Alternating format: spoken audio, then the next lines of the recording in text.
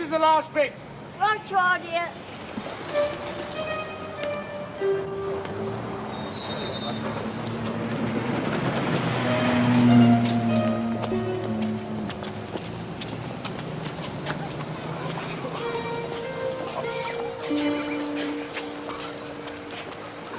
I'm having your job, mate. Down in there doing nothing all day. Now, easy now. I'm on the pacework. Oh, you and your bloody pacework.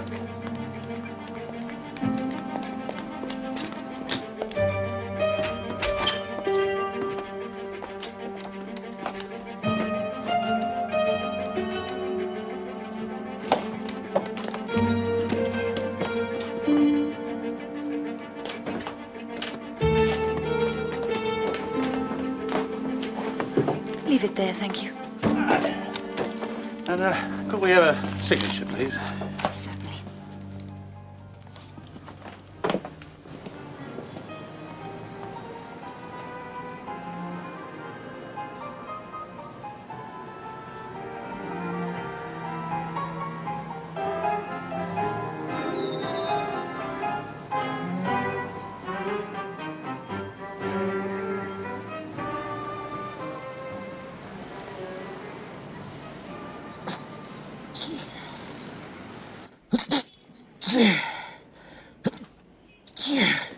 Oh, mon Dieu.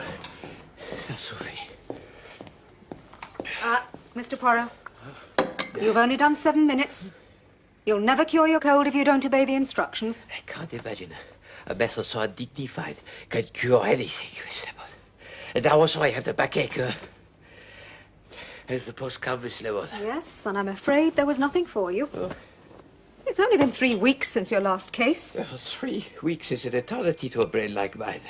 Without the constant stimulation, my little grey cells will starve and die. Already you can see I am suffering the effects.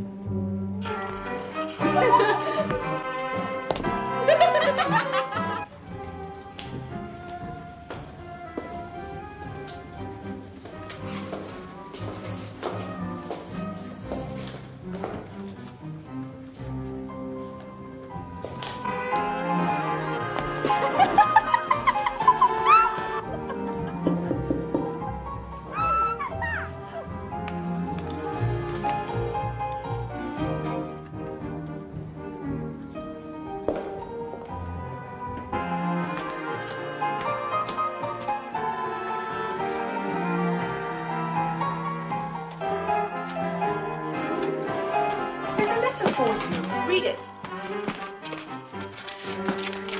Dear Miss Matthews, I am the new tenant of 36B, directly below you. I wonder if I might have a word at your earliest convenience. Ernestine Grant, Mrs. Oh, sounds a bit ominous. What can she want? Lord knows. Have the clapped eyes on her. Probably complaint about the gramophone or something.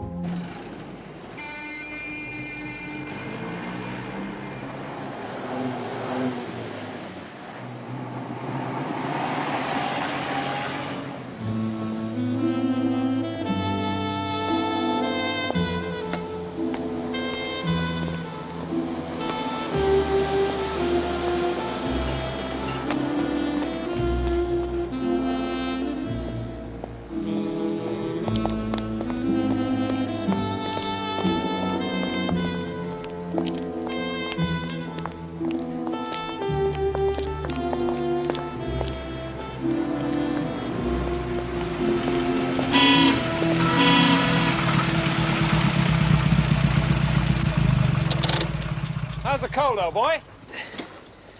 And now also you're trying to give me the heart attack? I would not be surprised if riding in that car were not responsible for my present malady. She's much too much of a lady to give anyone a cold. She's running like a bird since I fitted those new gaskets. Birds do not run, Hastings. When you were little, you should have paid more attention to your lessons in biology. You're really in a bad way, aren't you? Well, my friend, as one approaches the end, one begins to see life as it truly is. Don't worry, I've got something that'll cheer you up. Really? A couple of tickets for the Deadly Shroud. You know, the new murder mystery at Wyndham's. No, my dear Hastings, that is most kind, but how can a mere stage play be compared to the real-life cases of Hercule Poirot? Tell you what, I'll wager you 10 quid you can't solve the Deadly Shroud. You on? The money, of course, is of no importance. But I find your challenge irresistible. I accept. Oh,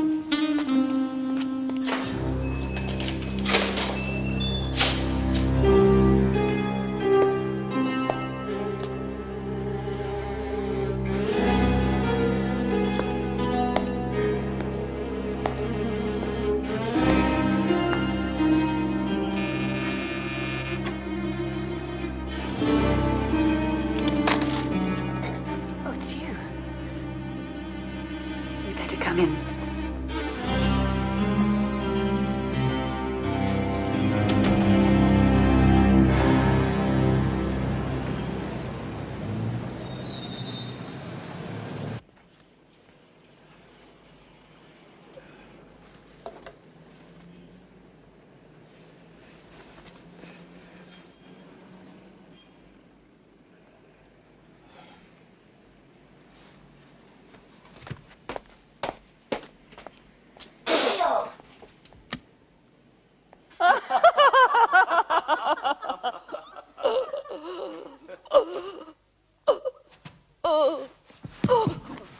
Mother, are you all right?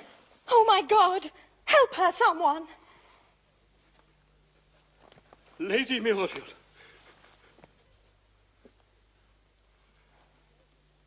She's dead.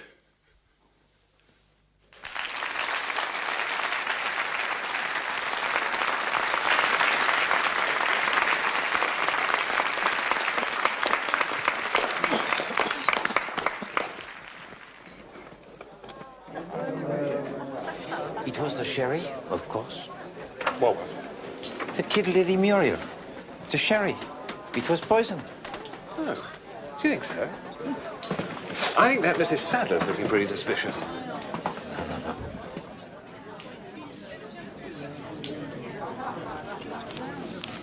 No. Whiskey? No, thank you. Now, don't open this now. Only at the end. What is it? The name of the murderer, of course. It's Mademoiselle Matthews. Over there, Hastings, the girl in the red dress. She lives in the flat below me in Whitehaven Mansions. An enchanting mademoiselle, n'est-ce pas? Yes. The question of motive has had me worried, I can tell you. Why should anyone want to kill Lady Muriel? Who would gain by her death? The answer, ladies and gentlemen, is nobody. Why? Because Lady Muriel was never the intended victim. No. The person who should have drunk the poisoned sherry, the person for whom it was intended, was the missing son and heir who stood to inherit Lady Muriel's fortune.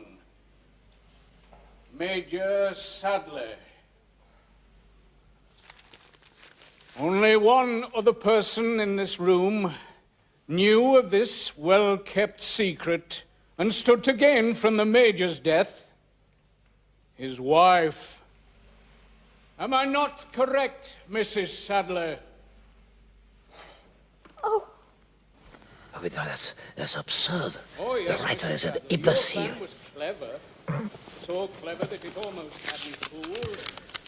Until I noticed that there were not 5, but only 4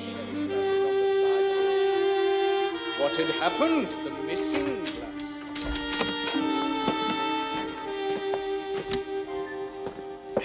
Perhaps it is time I retire, he thinks. I say, Poirot, you're beginning to make me feel badly about all this. No, not at all. Hercule Poirot is a man of his word, even if the playwright is not. We were not given all the facts. It was only at the end that we discover that Major Sadler is Lady Muriel's son. And the theater has made my cold even worse.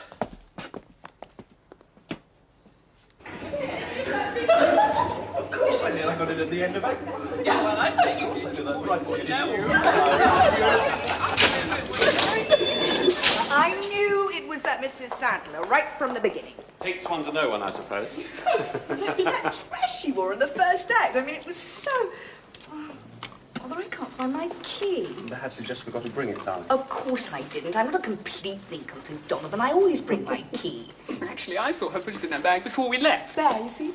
The point is, how are we going to get in? Well, the night porter will be off duty now. Donovan, darling, you wouldn't care to be a cat burglar, would you? No, Pat. I think even among cat burglars, a fourth-floor flat might be regarded as rather a reckless proposition. Is there a fire escape? No, but there's a coal lift. That's a point. It's located in the basement of the flats and goes up to a hatch in the kitchen. We put the dustbins on it as well. Set them down. Won't the hatch be bolted? Well, I never really bothered to bolt mine. It's too stiff. Well, it's worth a try, wouldn't you say? Absolutely.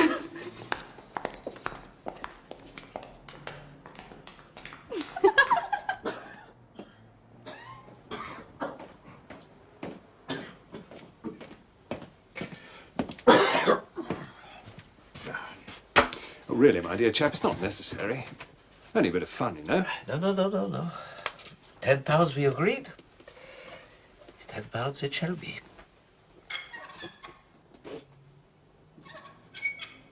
Tiens. C'est curieux. It is late to put out the dustbin.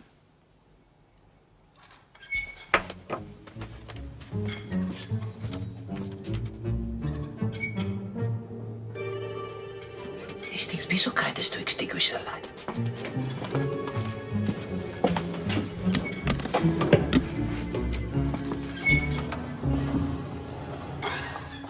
This'll be.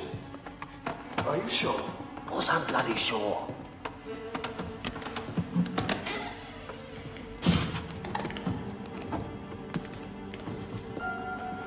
Put the light on. Damn thing won't work.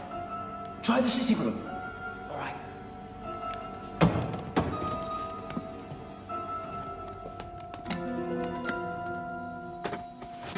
Looks like burglars.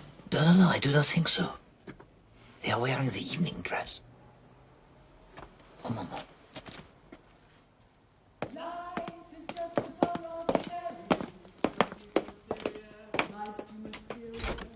You work, you play, you worry so, but you can't take your dough when you go. So keep repeating, it's the berries, for the strongest oak must fall. The sweet things in life to you were just loaned, so how can you lose what you've never owned? Life is just a bowl of cherries. So live and love and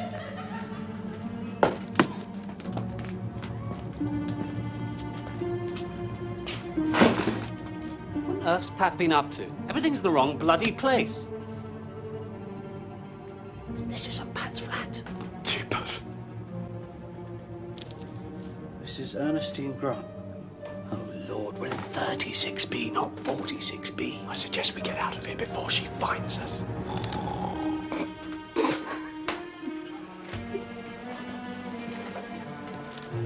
Look!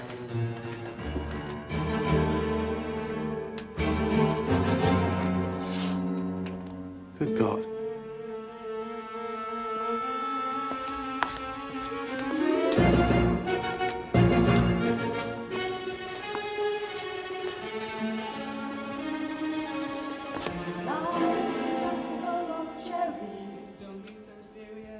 life's too mysterious. You work, you play, you worry so, but you can't take your dough when you go, go, go. So keep repeating, it's What are we going to do? I don't know. Pat? Mildred? Something's happened. What is it? There's a dead woman down here. Oh, God.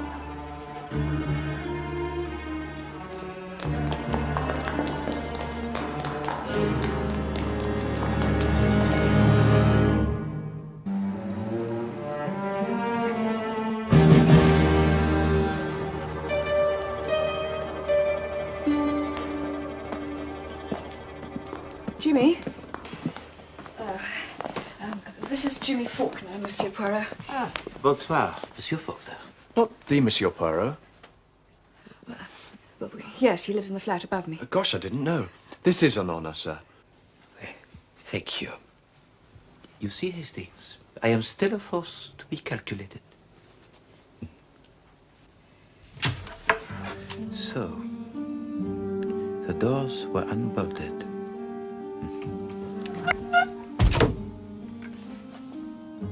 You walk across the kitchen.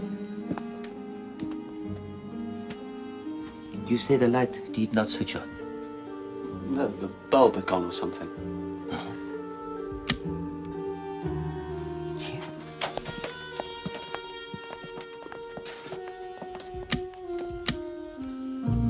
Very odd. Maybe there's a loose connection. Or perhaps the bulb has been replaced. We heard that sound before, sir.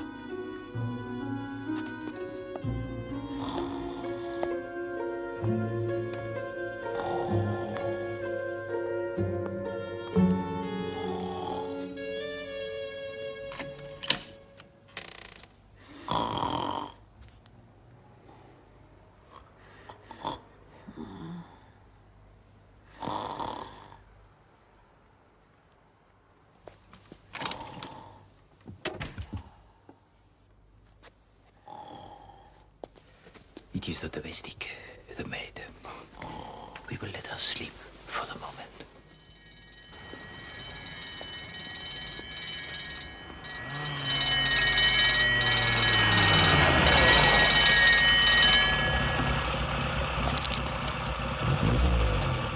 You better watch your step, lads. This is where the famous private detective, Mr. Hercule Poirot, lives. So, Donovan and I came in here. I mean, we still thought we were in Miss Matthews' flat, and then we put the light on and realised we weren't, and we saw the body. She has been dead for some time. What, hours, do you mean?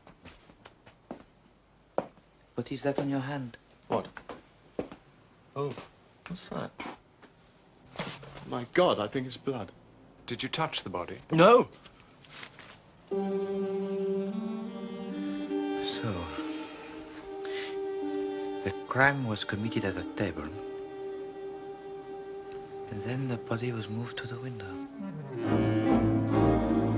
It is blood.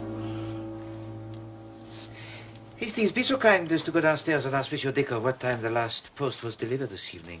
Right. Hastings, sir. Ah, my dear Chief Inspector Jacques. You'll be having murders in your back bedroom next, Poirot.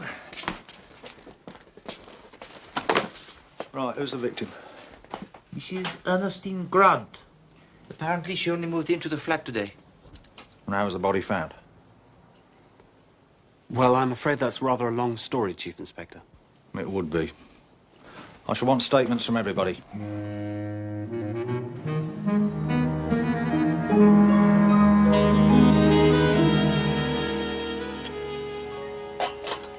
Omelette for you, Mildred. Oh, I couldn't. I suppose you're inured to this sort of thing, Monsieur Poirot. No, on the contrary. I think it is very nice. You know, Mademoiselle Patricia, I once loved a very young, beautiful English girl who resembled you greatly. But alas, she could not cook. Into a relationship with her. No, I meant, well, you know, poor Mrs. Grant and everything. Mademoiselle Patricia, a little bread, perhaps? It is essential to keep up the strength of my little grey cells. You seem a little better, sir. Thank you. I am feeling better. It doesn't seem real at all. It's like being a play or something. A better play, I trust, than the Farrago we saw this evening. Oh, didn't you like it? Oh, we all thought it was terrific. I beg to differ, on the contrary. We were not given all the facts. The facts as presented pointed to Cheers the butler. Oh, do you think so, sir? Just a question. Consider his position. He was the only person who had the motive and the opportunity to poison the sherry. And then the writer has this character of a simple, plodding policeman speaking a windbag of the summing up, resting his whole case on the infantile subplot. The door was open. Come in, Inspector. Well, it looks like a pretty cut and dried matter. Not worth your while, I'm afraid, Poirot. The dead woman's Mrs. Grant, all right. A maid identified her. She was shot at the table with a small caliber automatic pistol. She fell forward, which accounts for the blood on the cloth. So somebody actually shot her in cold blood? That's the way it looks, sir, yes. How dreadful. And the time of death? The doctor estimates between 5 and 6 hours ago. None of you noticed anyone unusual in the flats around that time, I suppose? Mildred arrived just after lunch, and we didn't go out until Jimmy and Donovan came to collect us for the theatre at about 7, wasn't it? And you got back at what time? Oh, 10:30 or so? What does the maid say? Ah, Miss Trotter. Excuse me. It seems she had the evening off. She went out at 5 and got back about 10 o'clock, letting herself in with her own key. She noticed nothing unusual? She thought her mistress was in bed. Never thought to look behind the packing cases. It's very curious. Curious? To try and hide the body. Didn't want the crime discovered until he made his getaway. Perhaps. Well, perhaps. Oh, pardon. Please continue, Chief Inspector. Now, we found this on the floor. Dropped in his haste, I expect. Take a look at the corner, Poirot. JF. That's right, JF. Now take a look at this. This was found in the pocket of the dead woman's dress.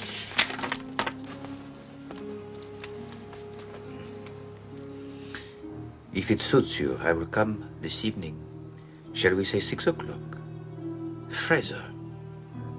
An incriminating document for this Fraser. Well, I think we may take it that JF and Fraser are one and the same.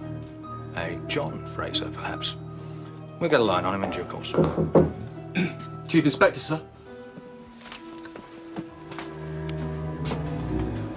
Miss Trotter here was wondering if she can go home now, sir.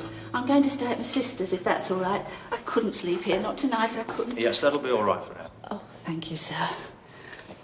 Excuse me, mademoiselle. Yes, sir? Permit me, if I may, to ask you the question. Yes, sir.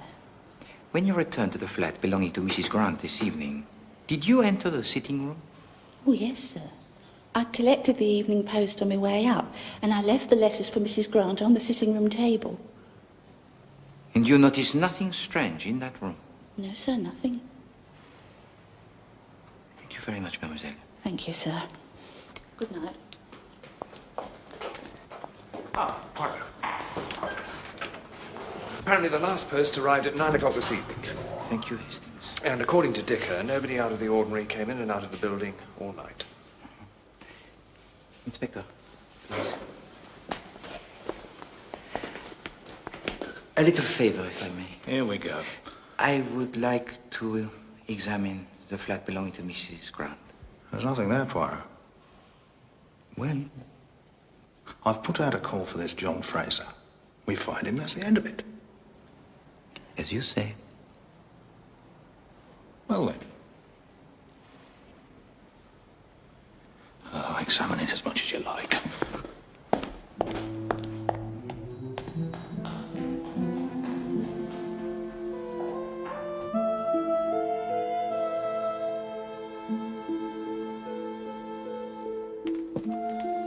You all right? I'm all right. Shivering, you must be cold. It's just this terrible thing with Mrs. Grant. I know. We were having such a lovely evening. And we'll have lots more lovely evenings. Do you see that? They're taking her away. Shocking business. And she only moved in this morning.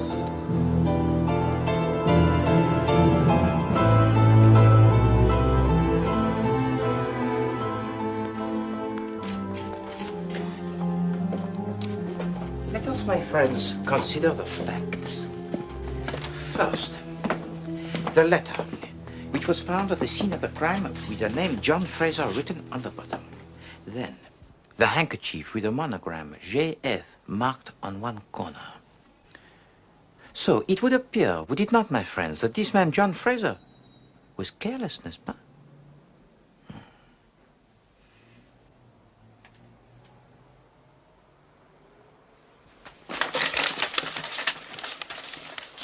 Poirot, why are you rummaging around in the dustbin? Uh-huh.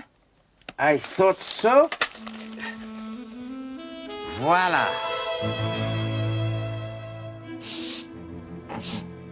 Pardon, I have a cold.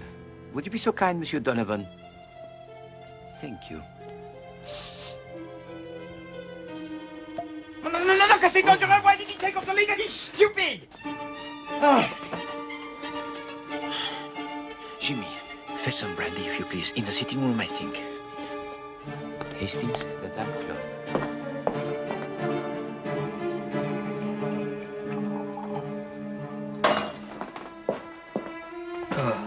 What happened? Here, drink this, my friend. You are fortunate, Monsieur Bailey. He could have been worse. Even poison, perhaps. You must be more careful. Had a kick like a mule. Feeling any better? I think so, thanks. Oh, mon Dieu. Hastings, take him upstairs to the flat, huh? Perhaps prepare for him some coffee. No, I'm sure I'll be fine now, thanks. No. I insist. You are still weak, yes? I suppose I do feel a bit wonky still. Better come along, old chap. Take it easy for a bit. Oh, Hastings, make sure Monsieur Bailey is very comfortable, because, Hastings, I am anxious for his health.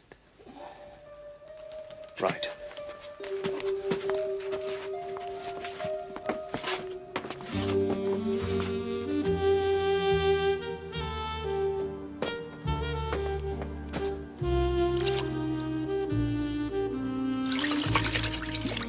So, what now, sir?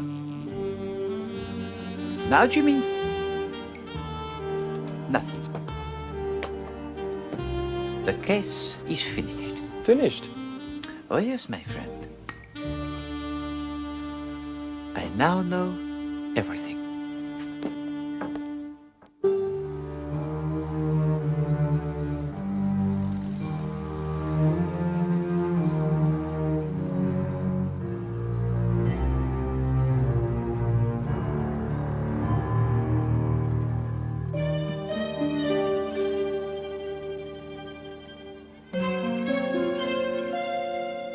I don't understand, sir. Have they arrested this Fraser chap already? There is no Fraser chap. He is the name only. The name carefully marked on a handkerchief. The name written on the bottom of a letter which was placed in the pocket of the dead woman where we would find it. Good Lord. But who changed the light bulb in the kitchen then? No one. The light, it works to perfection. It was a ruse to get you into this sitting room. Come, I show you. You see, Jimmy, with the light on, it is obvious at once that this is not the kitchen of Mademoiselle Patricia. Eh? You would have had no reason to go into the sitting room, would you? No. No. Jimmy, what is this? The key to this flat? No. It is the key to the flat upstairs.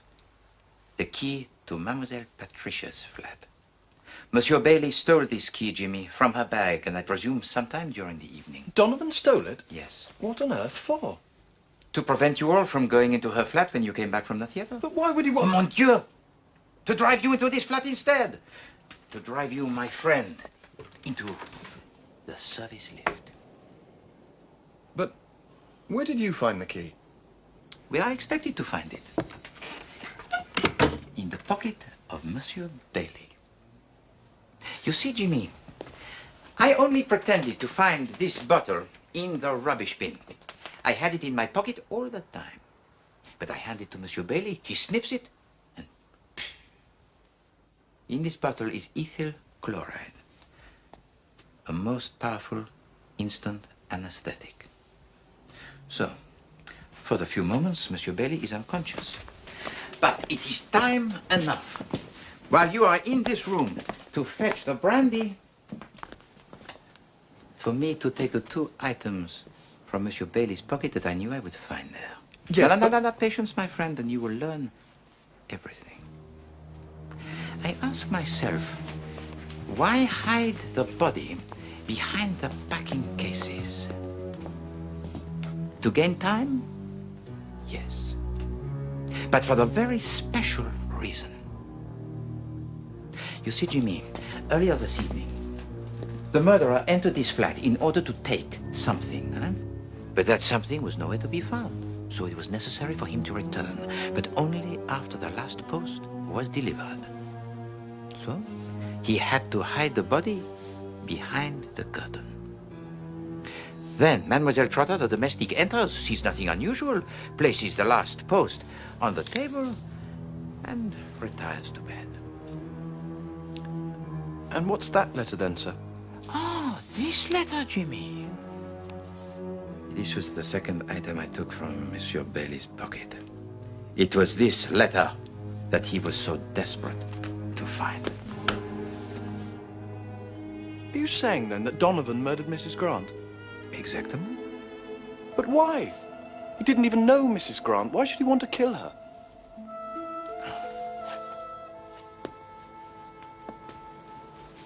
Jimmy, before I tell you, allow me to ask you a question. It is a most personal one.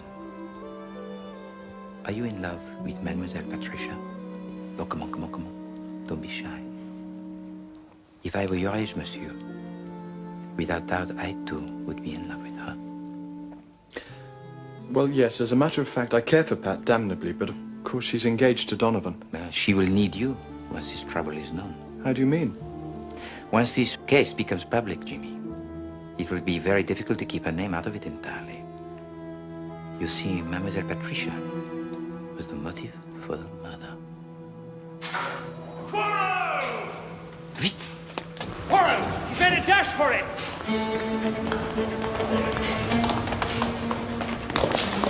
Constable, stop that man in the lift. Hurry. And you, Jimmy.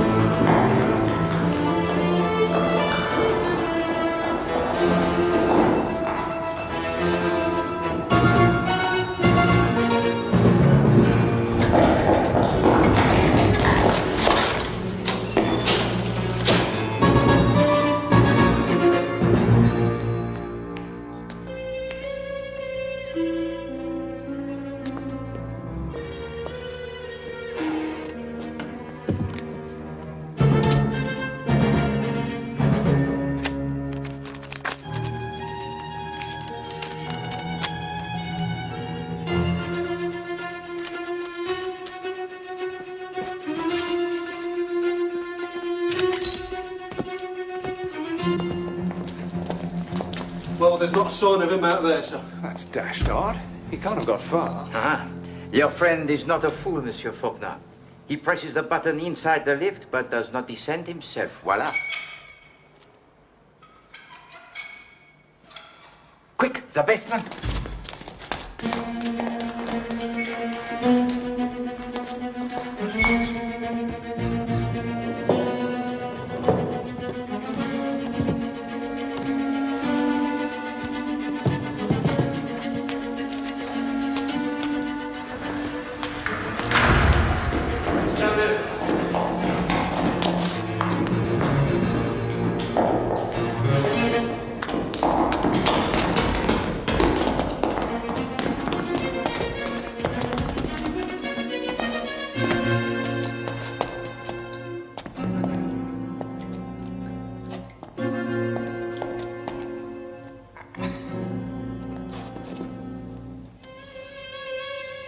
Nothing here. Must have been something else we heard, Monsieur Poirot. I think we'd better go back upstairs, eh?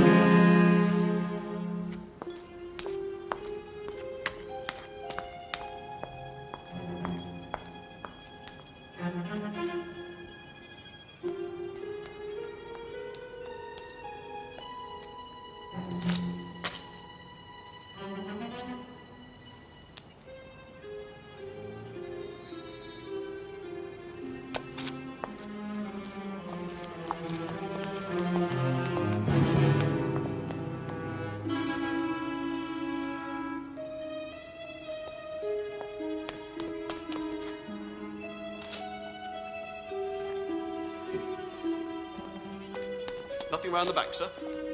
Not a thing. Just disappeared. Disappeared altogether. Grown men do not vanish into thin air, madame. Well, he did.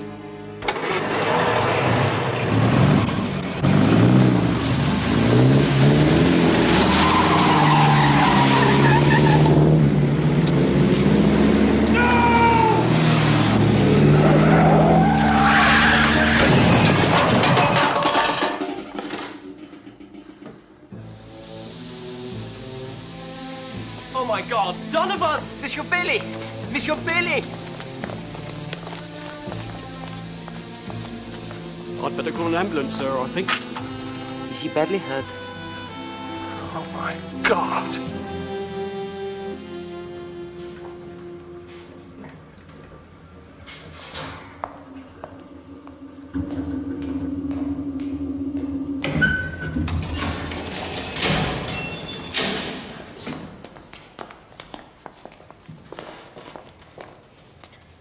That front axle's just sheared right through. Oh, mon pauvre Hastings. But you must not brood. You must occupy yourself, huh? Go and telephone the Chief Inspector Jacques and tell him we have caught his fisher.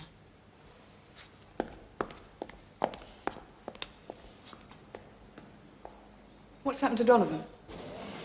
It'll need a whole new front end.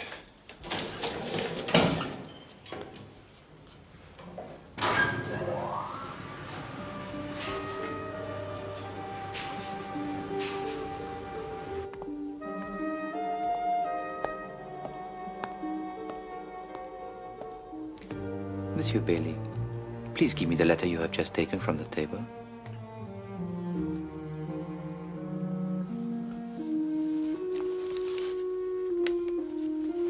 Thank you, monsieur.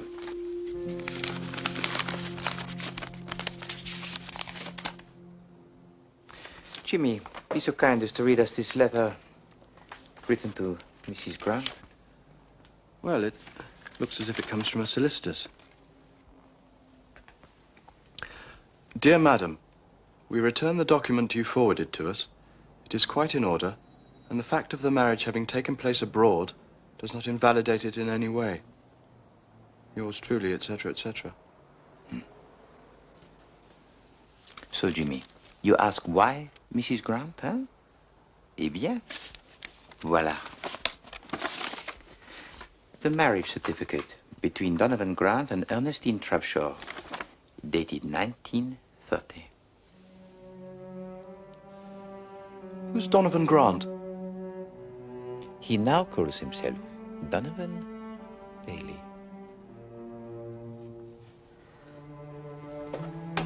I wanted a divorce. I begged Ernestine, but she refused. Said she'd never let me free. After I fell in love with Pat, Ernestine started hounding me. Telephoned me every day, held it over me, threatening to tell Pat everything. Drove me mad. And she suddenly announced she'd taken a flat here, right underneath Pat's. I couldn't believe it. By then I knew she was crazy enough to do anything. So, what happened yesterday, monsieur?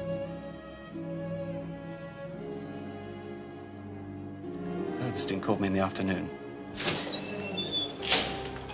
Said she'd written to Pat to arrange to see her, to tell her the truth about us. Well, I naturally assumed the worst. I knew I had to do something once and for all.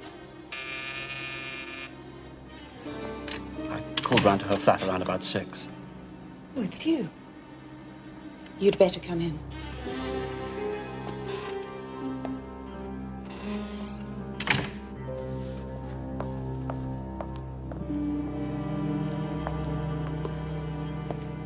Drink? You've absolutely no right to go hounding Pat.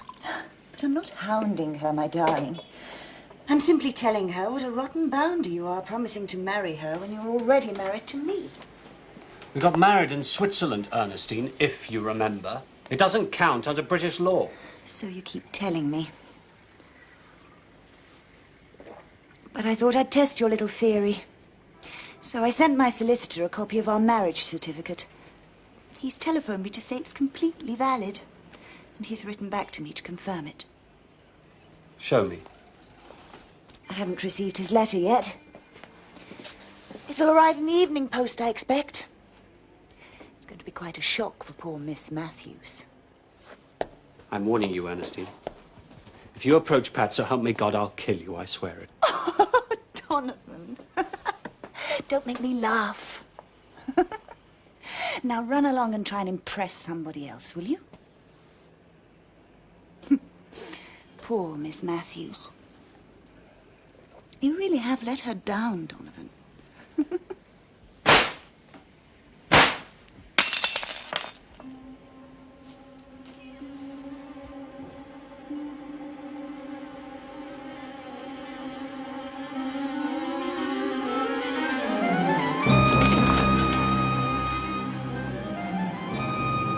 I warned her, you see. But she wouldn't listen. Afterwards, I went back home and changed for the theatre. I couldn't let her hurt Pat like that. Could I?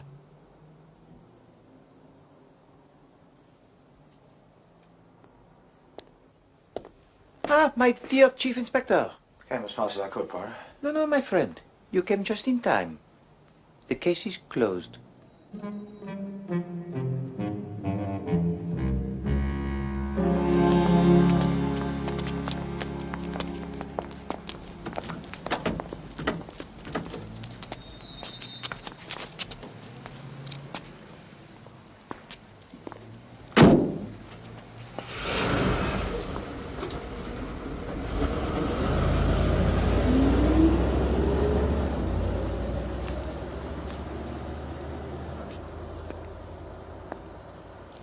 Jimmy, go to Mademoiselle Patricia. She doesn't want me. She wants him. No, mon ami. She needs you. Go on, go to her.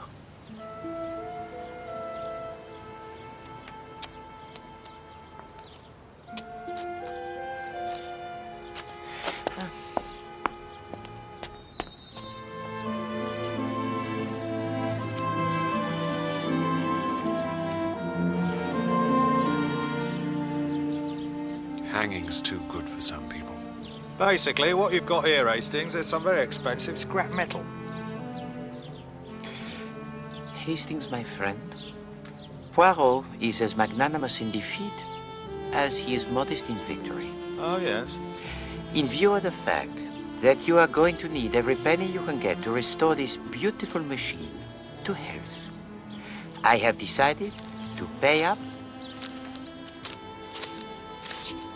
and be content. I say. Thanks, old boy. Think nothing of it, old boy.